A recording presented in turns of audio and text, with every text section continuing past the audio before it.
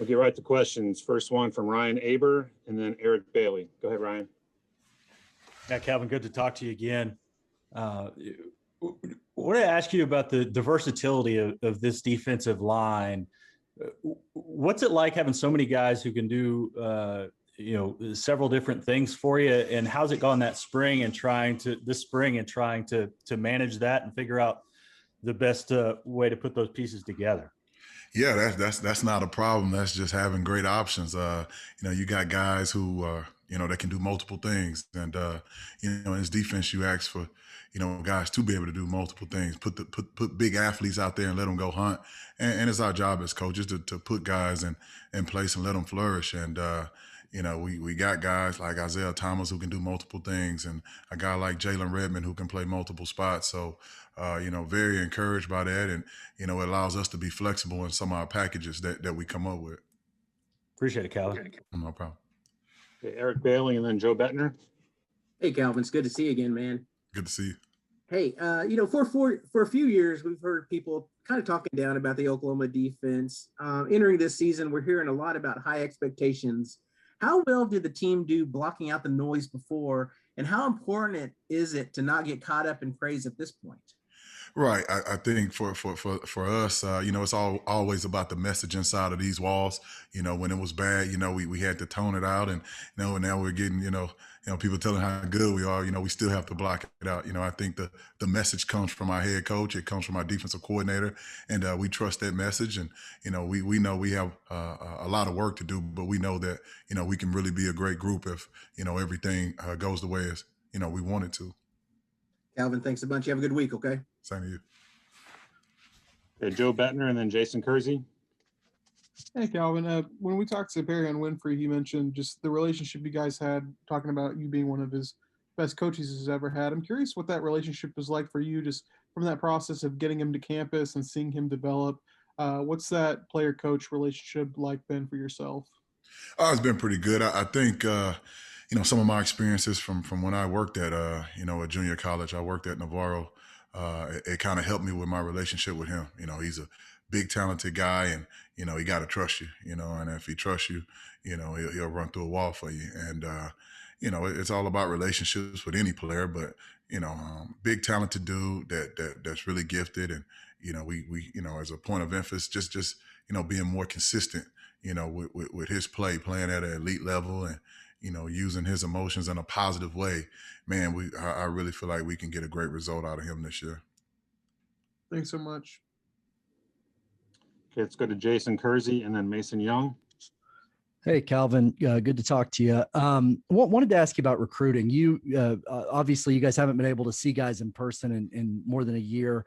The dead period's about to end. I wanted to ask you specifically, when you're looking at defensive tackles, what are things that you have to be able to see in person? Are there things that you can't see from film that you have to be able to see in person when you're talking about recruiting?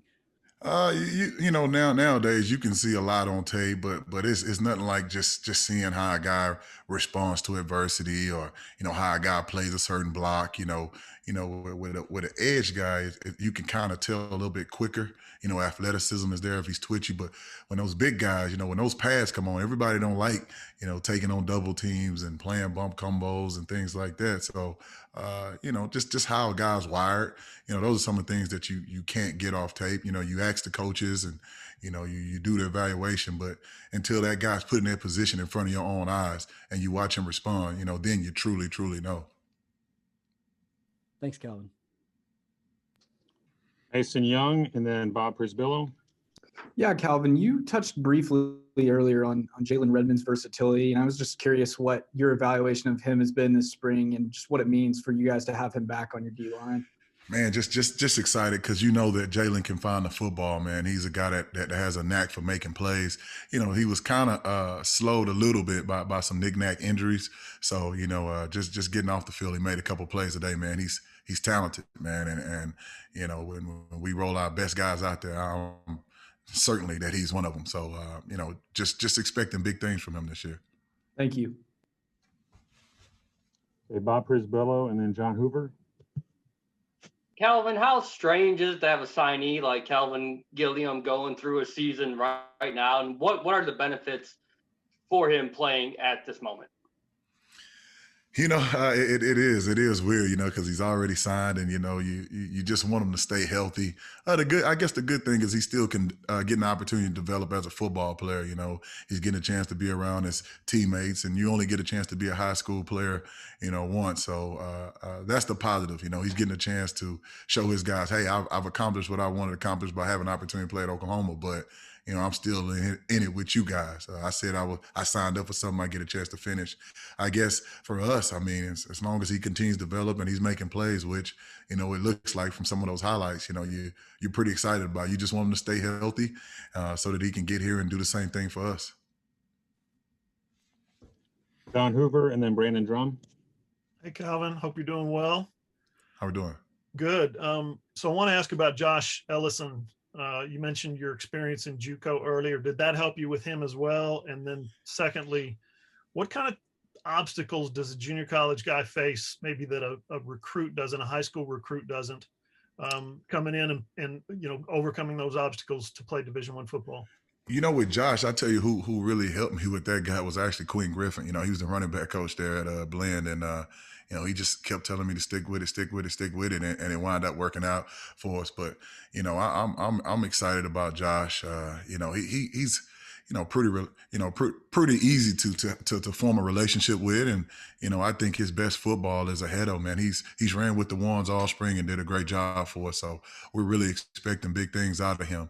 If you think about last year, these guys, you get these guys in December and you hope that they can go through spring ball and have the off season, and they really didn't get that last year. So with them having a full off season, with them having spring ball, having a season under their belt, you really look for those guys to flourish. So I'm expecting big things from them. Thank you, Calvin. Brandon Drum and then James Hale.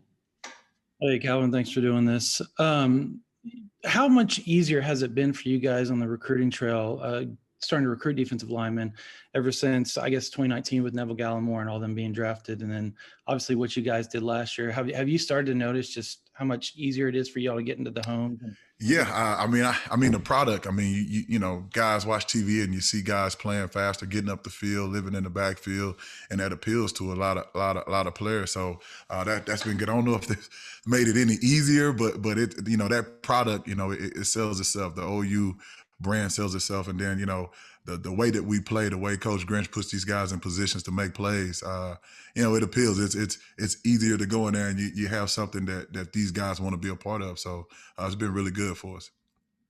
Thanks, Calvin. James Hale and then Barry Trammell. Calvin, I hope things are going good with you, man. It's great to see you. Good to see you, big man. Winfrey, by his own admission, was somewhat of a raw player. So I'm curious how much better you feel like he can get from his first year at OU to his second in Redmond. Didn't even get to play last year. You got a week of practice with him. So where is he at in his development, in your opinion, coming up this year?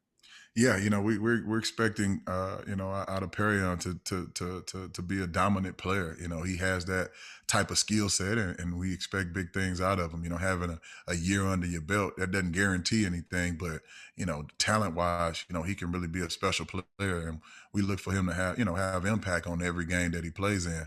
Jalen, like I said, very talented young man, and he's one of them guys that can find the ball. If you put him out there, he's going to find the ball. And for him, I think it's just getting his legs under his feet. He didn't play in a year, and then he got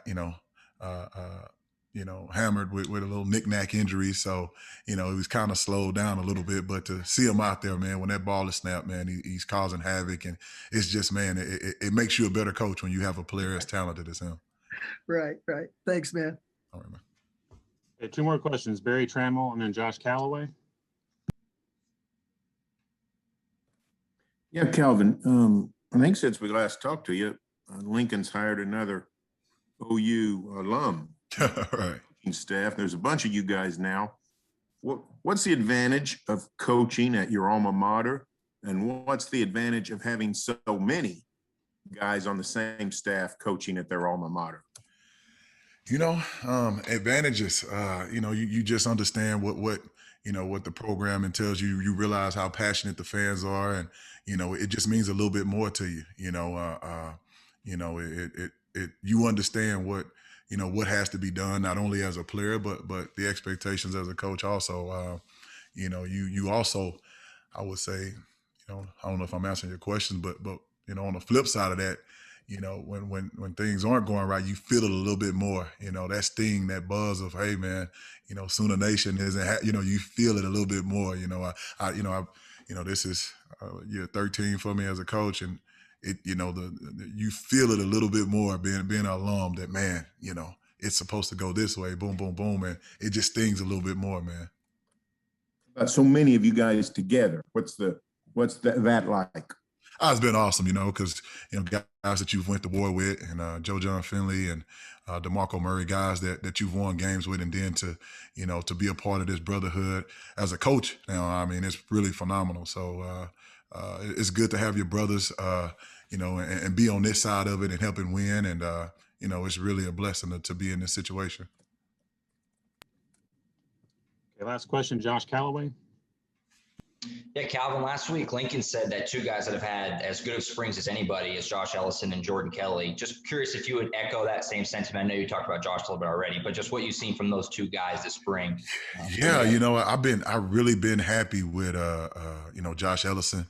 Man, like I said, he ran with the ones all spring and did a great job. I'm really happy with him and expecting big things out of him.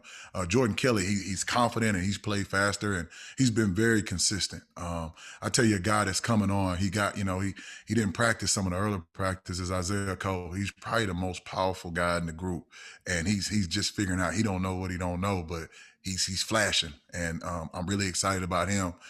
So we got a core of guys, and you look at Perrion, you look at.